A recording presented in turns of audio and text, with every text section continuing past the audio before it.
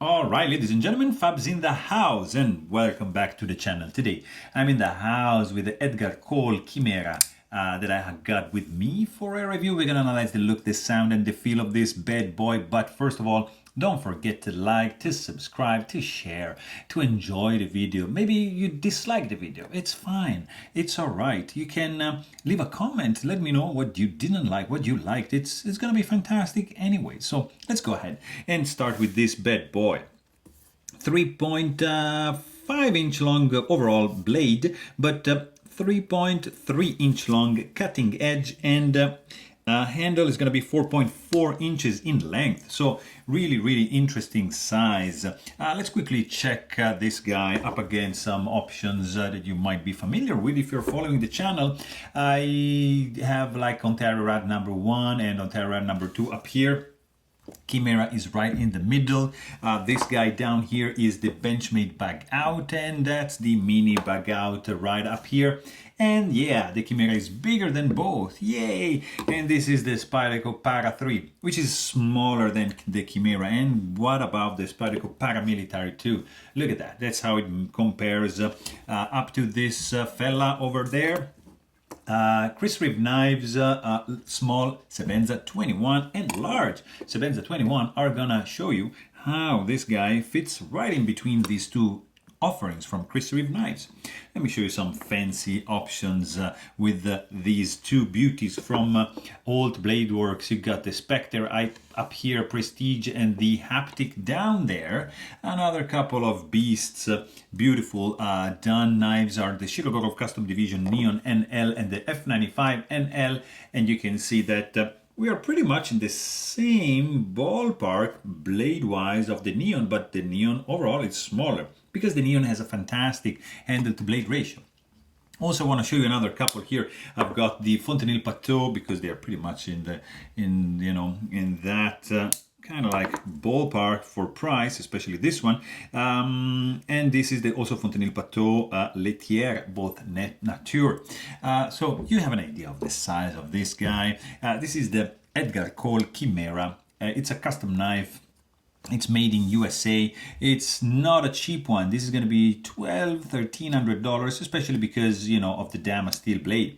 It's a titanium frame lock, nicely checkered pattern, 3D milled scales. They're not flush, they're not flat. I mean, they're not 2D made. These are like 3D milled, nice checkered pattern, matching on the pocket clip.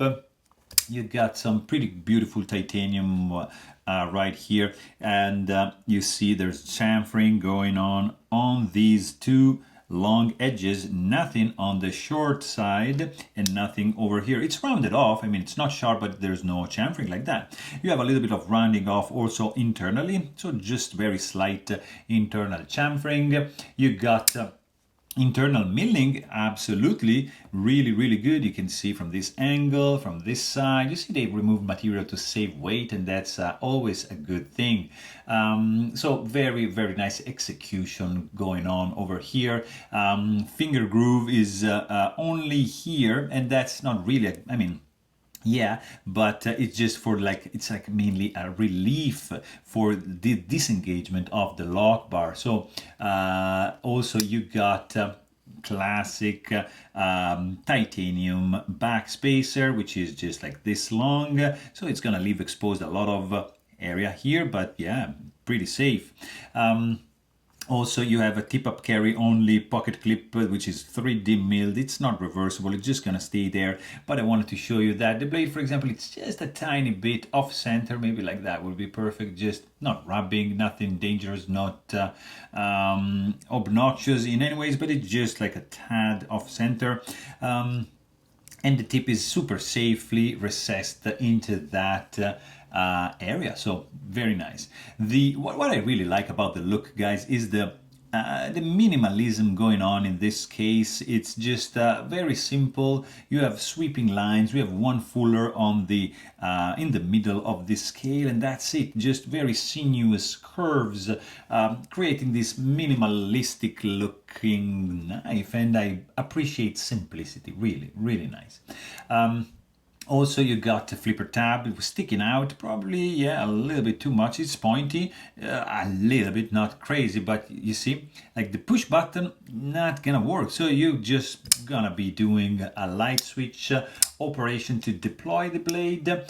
You got very simple construction. You got 2 screws for the handle, one for the pivot, which is like a kind of like proprietary tool, similar a little bit to what Shirogorov is offering, just a little bit wider, and spinning pivot, so keep that in mind. Also, you can check out my maintenance and disassembly video to see how to take this guy apart, because yeah, you're gonna need to fiddle a little bit with the pivot. And these screws, beside the fact that they're screwed in right into this scale, which is not always a good thing, they have a little bit different tools bit needed. I mean, they're slightly different in size. So this is just a little smaller. You're gonna see I struggled a little bit in my maintenance video, so just check that out, but it's still doable.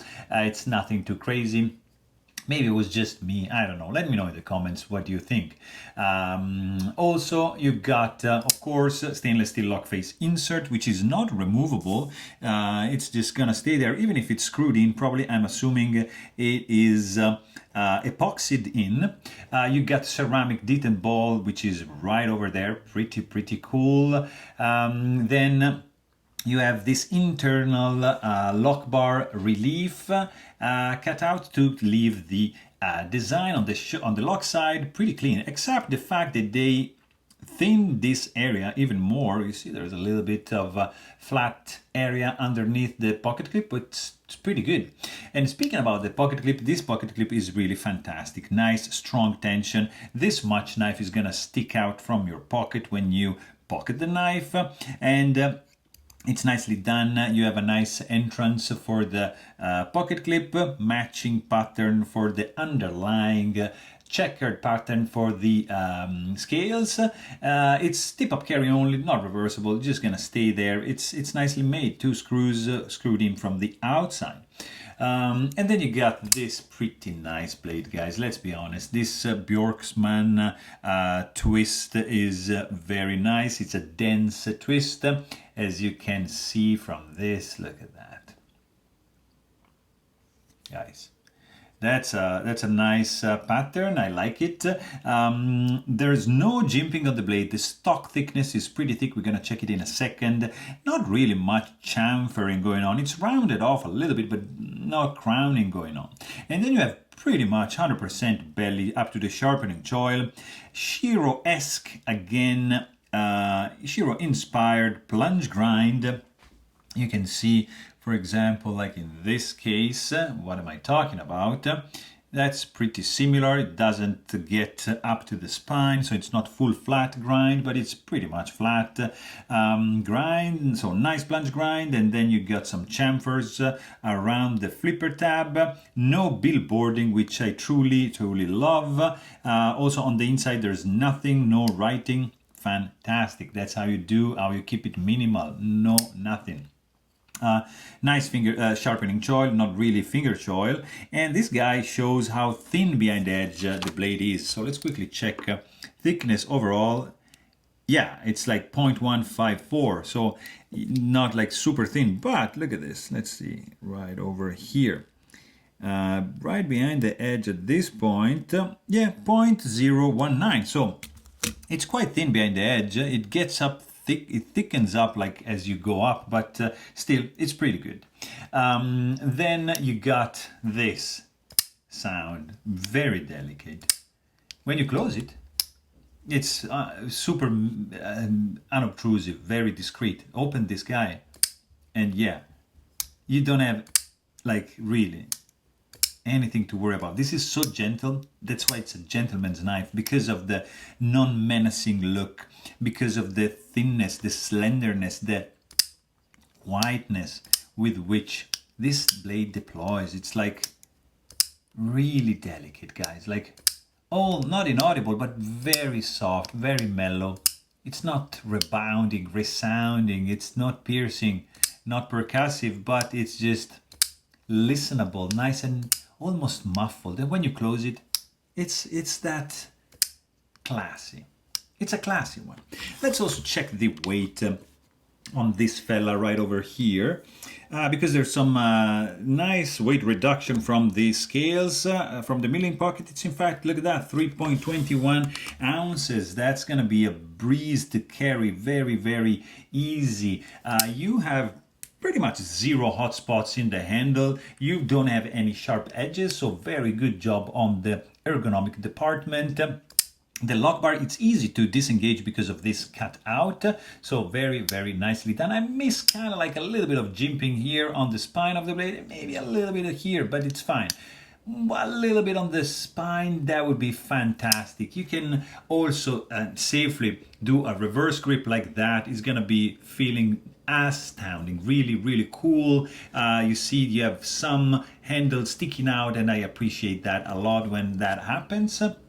Nice and balanced blade. You see, that would be the center for this knife, and this checkered pattern is giving some nice texture to the handle. So it's not that slippery, it's grippy, and you know, it feels good in the hand, feels solid, even if you know, the backspacer is down here, but there's no flex. Absolutely solid knife, feels solid in the hand. The lock bar actually feels a little bit weak. I don't know how to explain. I mean, there's not much tension to it, but I mean, it's safely locked in place, but it's very, very easy and gentle to disengage, to close the blade. And then you got just a little bit, just a nitpick here, guys. You see, this is not completely flush, so there's just like I don't know, like a fraction of a millimeter, but you can still feel it. Here is all right. You see, it's like flush, but here there's just a tiny bit less. But everything else is good beside the little off-center blade. So these two are fit and finish issues, small nitpicks, but still, I mean, they don't do anything functional, they don't break the knife, of course, but they are there. Also, you don't have any lock stick because of the lock face insert, so that is pretty good. There's no blade play, there's no lock rock, there's nothing. You got some pretty stiff pocket clip, but it's gonna keep the knife safely in your pocket, so that's a good thing.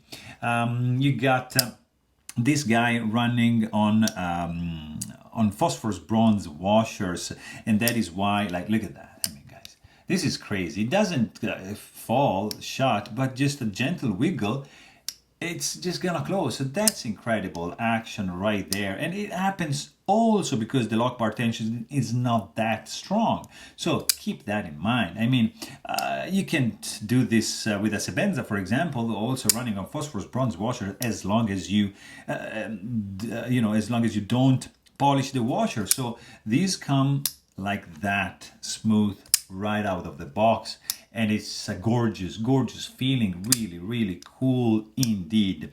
Detent strength is on the weak side, but it's again a matter of this lock bar tension being a little bit on the weak side as well. You got some detent suction effect kind of going on over here.